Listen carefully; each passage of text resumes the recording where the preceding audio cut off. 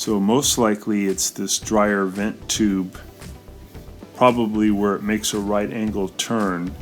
It has a bunch of lint that's accumulated over the years.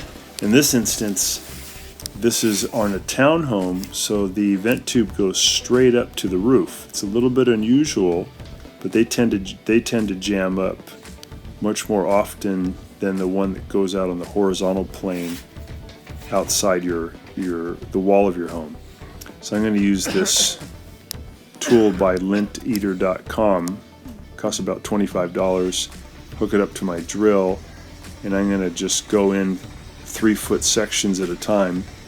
I ended up going in about 12 feet altogether, and ended up getting a lot of lint had come out, and that was what was clogging the vent tube, and the heat basically could not leave the machine. It got hotter and hotter, and then for safety's sake it tripped the high limit thermal fuse. So I'm just loosening up all that accumulated lint. I got a feeling that probably all the lint was hanging out at the right angle turn when the vent tube goes from the horizontal plane to the vertical plane. That's usually where the clog is. But if you have that type of arrangement in a condo or a townhome, it's wise to do this at least once a year, because otherwise you can get a dryer fire due to too much lint accumulating. So here comes some of the lint. We ended up getting about a basketball size volume of lint coming out.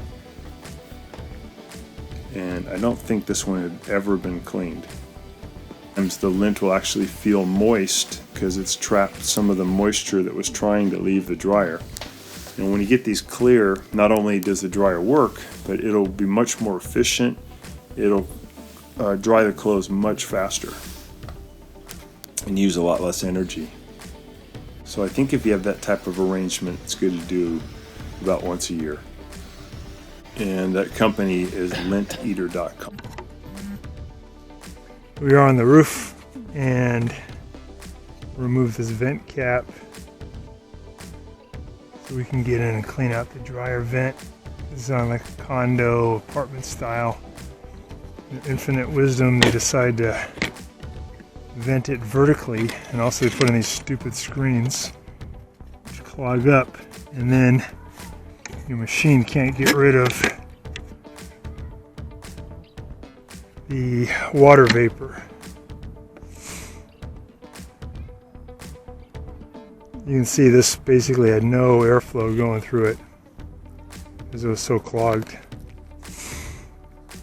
So getting this stupid screen off will do the trick. There's no reason for a screen like this unless you're trying to keep out varmints, and there's no critters that are going to get through this, so this is ridiculous.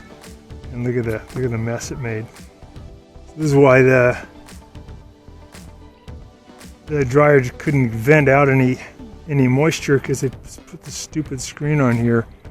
Probably had 2 or 3% airflow, probably about 97% occluded. So we're going to get the screen off and it's going to flow really good. Really stupid. There's no reason for the screen. So I'm just reaching in and cleaning this all out by hand. Just don't want to have any of this residue here, but especially where it leaves. So I'm going to get rid of all that stuff. And we're going to remove this goofy screen. Get into there and make sure the vent tube itself's okay, but I think this is our major problem right here. We got the stupid screen off of there, so the air should be flying out. Let's just clean it up too while we're here.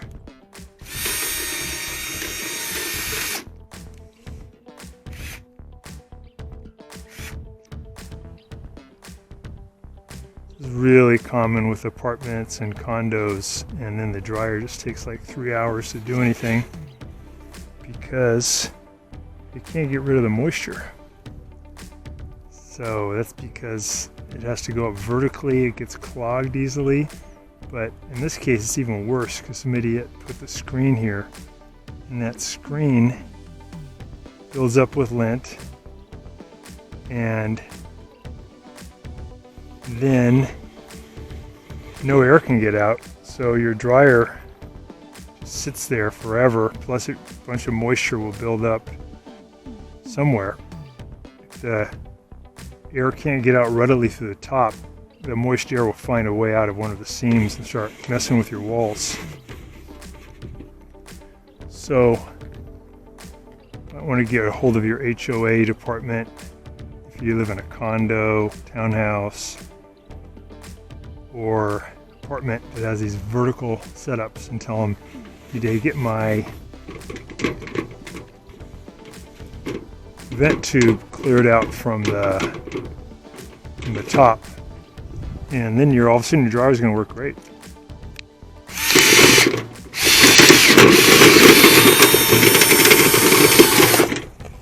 I'm just going to clean this out just in case there's anything caught in there. I don't think so.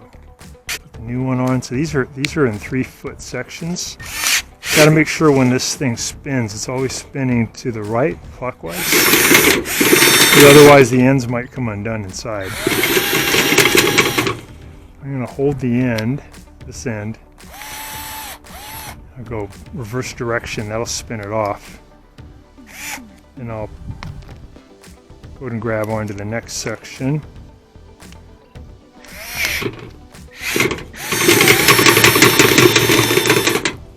Okay, reverse it.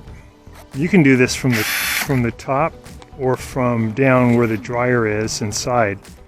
But the reason we went from the top today is I had a suspicion there was some screen up here, because no matter how often I would clean, it's not helping. That brush can't get up there and get rid of all the stuff that was caught there. Okay, so that's clean. We'll just put this guy back in. Just feed these little things in here. We bend them down. And this dryer should work really good now. Should be a huge difference. Dryers are all about airflow, and if you can't get air moving, they just don't work at all, no matter how much heat you have.